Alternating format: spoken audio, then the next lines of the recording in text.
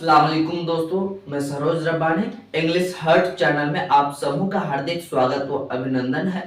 तो आज फिर से एक नए टॉपिक के साथ आज आप लोगों के सामने में है। आज का टॉपिक है कि अपवर्तनांक किसे कहते हैं, रिफ्रैक्टिव इंडेक्स क्या होता है। तो अपवर्तनांक यानी निर्वात में प्रकाश की चाल, निर्वात में प्रकाश की चाल और किसी माध्यम में प्रकाश की चाल के अनुपात को अपवर्तनांक कहते हैं। निर्वात यानी वैक्यूम में प्रकाश का चाल और किसी माध्यम में प्रकाश के चाल के जो रेशियो होते हैं, अनुपात होते हैं, उसी को अपवर्तनांक कहते हैं। अपवर्तनांक को एन या म्यू के द्वारा सूचित किया जाता है। अपवर्तनांक को एन या म्यू द्वारा सूचित किया एन एन या म्यू बराबर सी अपॉन वी होता है। सी निर्वात में प्रकाश की चाल बताते हैं। निर्वात में प्रकाश की चाल 3 × 10⁸ मीटर पर सेकंड होते हैं, जबकि भी बताते हैं उस माध्यम में वस्तु की चाल जिस माध्यम में हमें वस्तु का चाल निकालना है।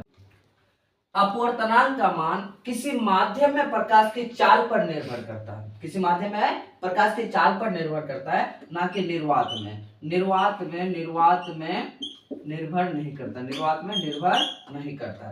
किसी माध्यम में प्रकाश की चाल बढ़ाने पर अपवर्तनांक का मान घट जाता है। किसी माध्यम में प्रकाश की चाल को अगर बढ़ाया जाता है तो अपवर्तनांक का मान घट जाता है। अगर यह वैल्यू को घटाया जाता है तो इधर वैल्यू बढ़ जाता है। अगर इधर वैल्यू को घटाया जाता है तो इस साइड में वैल्यू बढ़ जाता है। किसी माध्यम में प्रकाश का चाल घटाने पर उस माध्यम का अपवर्तनांक का मान बढ़ जाता है। किसी माध्यम में यदि प्रकाश का चाल को घटाते हैं, प्रकाश के स्पीड को घटाते हैं, किसी माध्यम में प्रकाश का चाल घटाने पर उस माध्यम का अपवर्तनांक का मान बढ़ जाता है। जिस माध्यम का अपवर्तनांक जितना अधिक होगा वो माध्यम उतना ही सघन होगा। जिस माध्यम का अपवर्तनांक का मान जितना अधिक होगा वो माध्यम उतना ही सघन होगा। किसी माध्यम का अपवर्तनांक अलग अलग प्रकाश के रंगों के लिए अलग अलग होता है।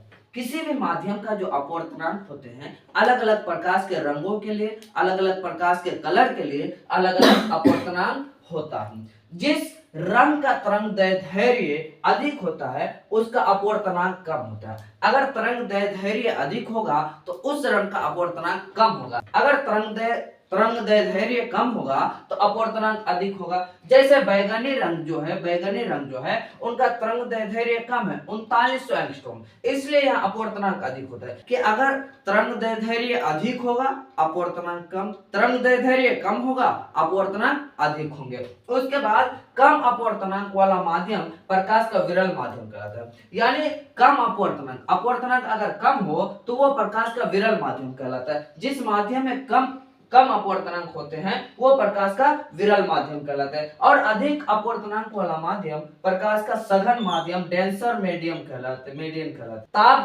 ताप बढ़ने पर सामान्य अपवर्तनांक का मान घट जाता है। अगर किसी माध्यम में ताप बढ़ाया जाता है तो अपवर्तनांक का मान घट जाता है। तो उम्मीद है साथियों कि आप सब लोग समझ चुके हैं कि अपवर्तनांक किसे कहते हैं, अपवर्तनांक क्या है।